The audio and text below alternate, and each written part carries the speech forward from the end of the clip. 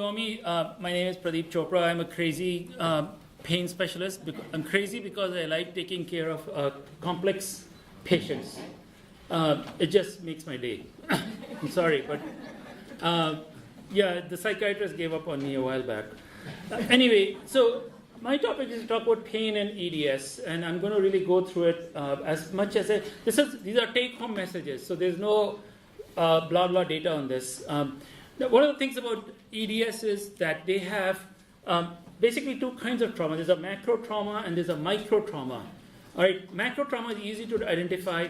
They're broken bones. Even my car mechanic can decide what's wrong there. But it's a micro trauma that these patients go through every single day, multiple times, that we can't identify. Not only that, these people don't heal well. So now they're injuring their tissue, their connective tissue, and they're not healing well. And this is happening on a not just daily basis, on an hourly basis. The minute they stand up to walk, the tissue, there's micro trauma, the connective tissue is fragile. These people are very fragile, and their tissue is so it just breaks easily, and it doesn't heal. That's the problem. There's one thing about EDS no one talks about is they're some of the most wonderful people. They're amazing and extremely smart. I have EDS. No, I don't have. I just kidding. So neuropathic. So this was a pretty old study, and they looked at neuropathic pain in EDS, and they said okay, what's the reason why these people have pain? We all assume it's joint. You're subluxing a joint, so you have pain. But they found out that about 68% of them had neuropathic pain, and they, of course, at that time looked at classical and hypermobile type. So they came to this conclusion that they said, all right, so it's neuropathic pain is much higher than nociceptive pain. So nociceptive is structural pain. And they didn't find any difference between classical and hypermobile, which I'm not surprised. The question is there something genetically going on with these people that's causing the neuropathic pain? We don't know. Though we do know that in the tenascin X deficient type, there's a axonal sensory motor polyneuropathy. That's what we know about that so far. This concept of central sensitization is limited to not just EDS, but in general in chronic pain, but obviously applies a lot in EDS. So really what happens is that when there's a barrage of pain signals to the central nervous system gets sensitized. And then any other pain signal, however small it is now dialed up. It gets magnified. So normal sensations become abnormal, have abnormal responses. So we know this. We know that patients have central sensitization. Most chronic pain conditions are like that. Hence, drugs don't work as well. Now, so what is the etiology? What happens to the central nervous system in central sensitization? To go back to some biology over here, there's the neuron. Okay, and then the neuron is literally closely packed. I mean, they're in physical contact with the neuron, are the glial cells. And glial cells, we know that the brain is made up of 70% of them are glial cells. Only 30% of them are actually nerves. So these glial cells, their job is to protect this neuron over here. They are the scavenger cells. They are part of the autoimmune function. They protect the central nervous system. So what happens in central sensitization is that these glial cells are activated. And once they get activated, they release all kinds of dirty stuff, cytokines, inflammatory mediators, and these then in turn cause neuroinflammation. So this is the one place where we have glial cells are an important link between the nervous system and the immune system, and that's where we get the whole concept of inflammation and pain in these patients. For those who are interested, this is from my friend Jared Younger, who's done a lot of research on glial cells. These are the activated glial cells. These are the inactive glial cells. They shine up. Anyway, so neuroinflammation from glial cells is evidence that neuropathic conditions like complex lesional pain syndrome are more cellular than neuronal, which is why nerve blocks are really not the greatest in CRPS. They don't really make a big difference. It's because we are treating the wrong thing. It's more from the cells, the glial cells in the central nervous system. So moving on to craniocervical instability. What happens? So you have a spine, you have a spinal cord, which is protected well into the spine, and then there's this amazing architectural design that protects the spine as the spinal cord, but at the same time it also gives you the flexibility. And that comes with a price. So neural injury results from stretching or deformative stresses that happen. Now these patients with EDS have joint laxity, and the spine has tons of ligaments around them. We saw that this morning. So when these neurons, they don't get damaged, but when they get stretched, there's an influx of calcium. And then there's altered gene expression, and then they finally die. That's the fancy name. Apoptosis is the fancy name for dying. So they die. So the deformation of the brainstem and the upper spinal cord results in a bunch of things, pyramidal and sensory changes. I didn't put in the pyramidal changes, but I put in the sensory changes. These are the paresthesias. They have immense headaches, neck pain, weakness, hyperreflexia, dizziness, dyspnea, on and on and on. So there are a multitude of these conditions, and it's from this. Now, we did talk about these angles this morning, the clivo-axial angle, and then we talked about the Harris measurement and the Grab-Mapstone-Oak angle.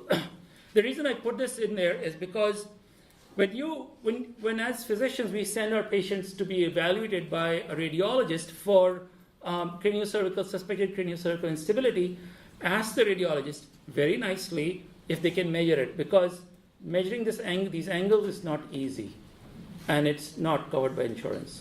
So they are not too excited about it. So you have to ask them really nicely. But these are the angles. Any angle less in the clivo-axial angle less than 135 degrees, the Harris measurement greater than 12, or the Grab-Mapstone-Oaks angle more than 9 millimeters is pathologic. So Dr. Schwenk had a really nice talk on spontaneous CSF leak, and then Dr. Roth on intracranial hypertension. I'm not going to dwell on this a lot, but what I do want to mention is, let's imagine there's a patient. So EDSs have spontaneous CSF leak. Now, if they have spontaneous CSF leak and the leak keeps happening, do you think it could be intracranial hypertension that's causing this leak to continue? That's the question we need to answer. So I met this amazing surgeon from Pennsylvania, I think. He's looked at these patients, and a lot of them have venous stenosis, intracranial venous stenosis, where their pressures differentiate a lot. Now, the other thing is that what we consider as a normal intracranial pressure may not be a normal intracranial pressure for EDSers. So they don't fall into that algorithm. So again, when you have a spontaneous CSF leak, think of intracranial hypertension. Everybody thinks of hypo, but it could be hyper also. Segmental instability is meaning that a part of the spine, usually there's a thoracic spine. We know that the cervical spine and the lumbar spine are very hypermobile, but the thoracic spine can also do this. So these patients develop discopathy and early degenerative changes. The reason they develop early degenerative changes is because these patients don't heal as fast as other people. And so what happens is the destruction continues, but the reparative process is much slower. It doesn't keep up with it. And of course, during flexion, what happens is the lateral and the ventral columns of the spinal cord get compressed, they get deformed. And so during extension, there's spinal cord, there's buckling of this ligamentum flavum. And then these patients, the lateral and ventral columns is during flexion, and extension is buckling of the ligamentum flavum. So when they extend, the ligamentum flavum literally buckles up, it bunches up and pushes on the spinal cord. And of course, this is much more important in the cervical and the thoracic, especially the thoracic spine. And again, they present with all the usual paresthesias, the hyperesthesias, anything that relates to nerve irritation. And of course, in late cases, they start to develop more muscular symptoms like spasticity and neuronal death. This is a really unknown syndrome called Barry-Lewis syndrome. Barry is the same neurologist from the Guillain-Barré syndrome, and we all know about Guillain-Barré syndrome. In this, I think this is much more common than we think it is. What happens is we know that the sympathetic chain, the ganglion, are literally plastered to the cervical spine anteriorly. And if there's any extensive flexion and extension, like in a whiplash injury, for example, this column gets affected. This this sympathetic chain gets affected. So these patients present with symptoms of basically sympathetic overdrive, and that's difficulty swallowing, blurred vision, tinnitus, dizziness, neck pains, headaches. And that, I think that this is one of the pathologies behind whiplash injuries. A lot of these patients present with this. Fortunately, it recovers after some time and they're fine. But in the EDS population, we do see this a lot. It's amazing how some of this, like for example, dizziness or tinnitus will get better after they get their cervical fusion. Anyway, so moving on to temporomandibular joint dysfunction. So by now I have about a database of 500 patients with EDS and HSD now. Mixed, they're all mixed. And we haven't analyzed the data yet, but I think I would say about 80 to 90% of them have temporomandibular joint dysfunction. I get surprised when they say they don't. And of course, this is the area of pain that you can see. It's the face, the neck, the head. But what was interesting was that the incidence of cervical spine disorders in this patient is very high. It's 70%. That's amazingly high for a patient with temporomandibular joint dysfunction. Something to think about. Now, this looks like a real nice picture of somebody with cervical radiculopathy. There's a disc herniation. There's something going on in the spine, cervical spine, and now they have radicular symptoms down their arm. You do an MRI of the neck, a disc shows up or may not show up, and we assume that this is cervical radiculopathy or radiculitis.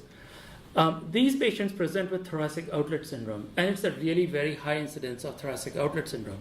The difference over here is that in the non-EDS population, the thoracic outlet syndrome can be from a spasm of the pec minor muscle, okay, which is like this weird little muscle that has no meaning in life, but it's annoying. Seriously, half of us don't even have pec minor.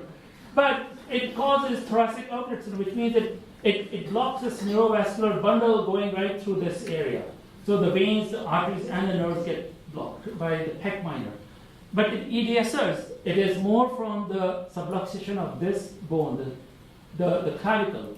And because these people have laxity of the shoulder joint, this joint also gets out of place, and then that compresses over this neurovascular bundle. And the problem with treating this is not the usual treatment. The usual treatment, of course, they do is they do Botox the muscles, and then if that doesn't help, then they go and take out the first rib to open up the space. These patients also need to have their shoulder joint fused. That's the problem that we run into, because even if you do that, you're still going to sublux their collarbone. And it's not the pec minor muscle that's doing it. So that's thoracic outlet syndrome. In the upper extremities, I'm going to show you this picture over here.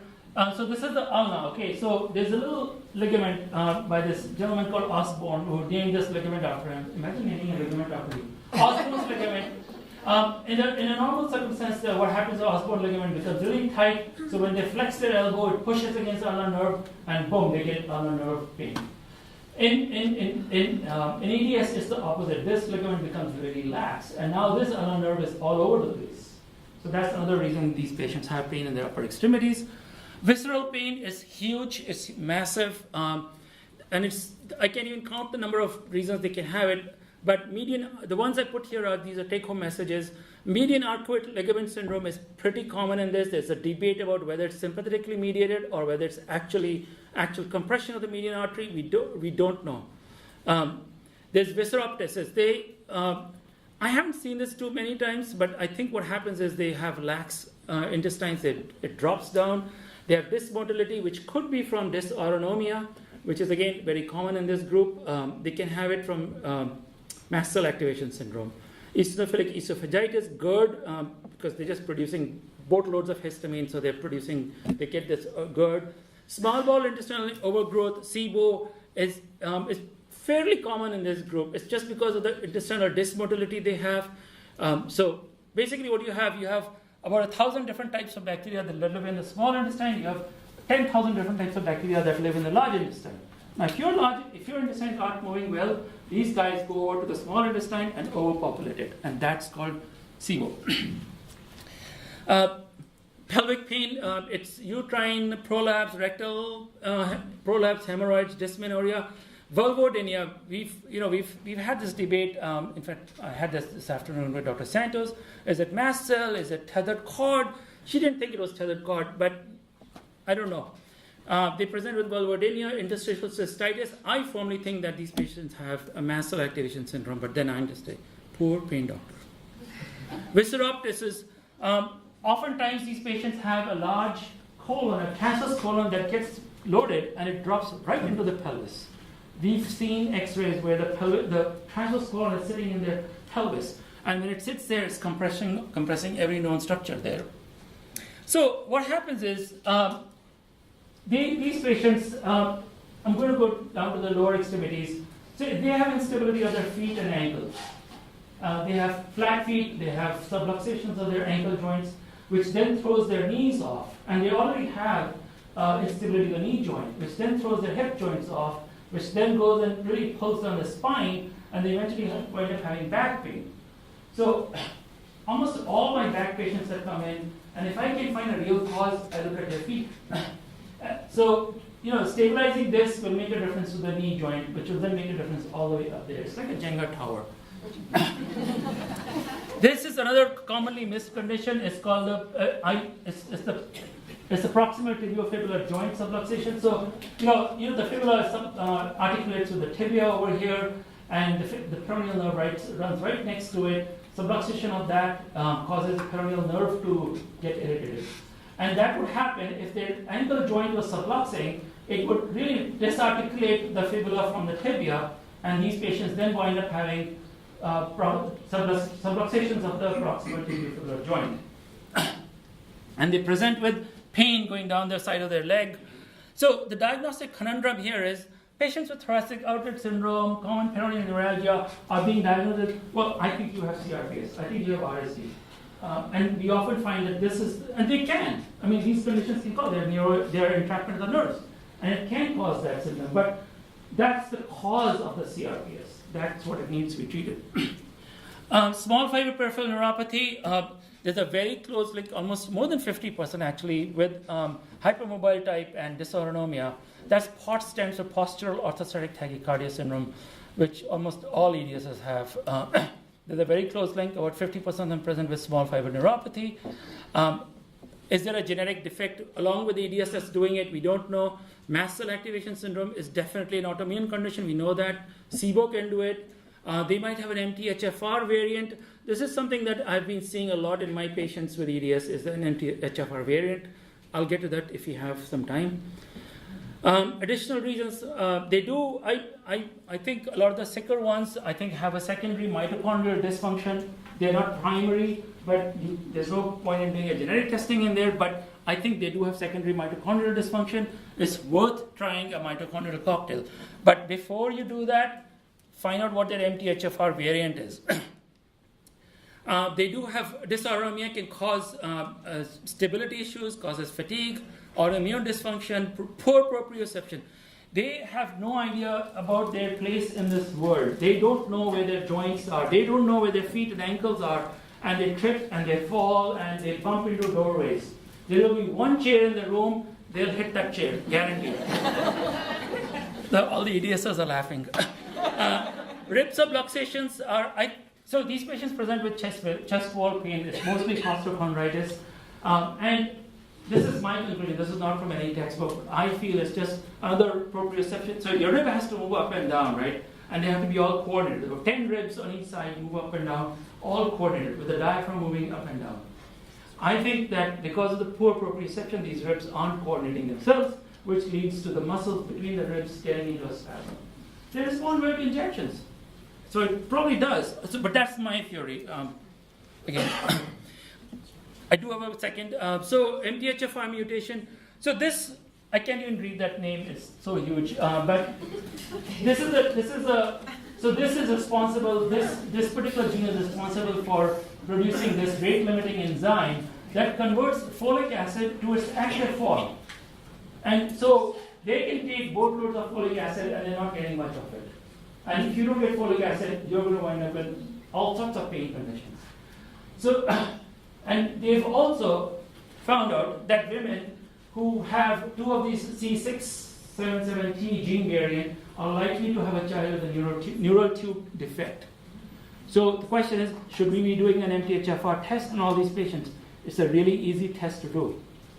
It's worth doing that. Again, My 2 cents. Mast cell activation syndrome. This is a vicious cycle.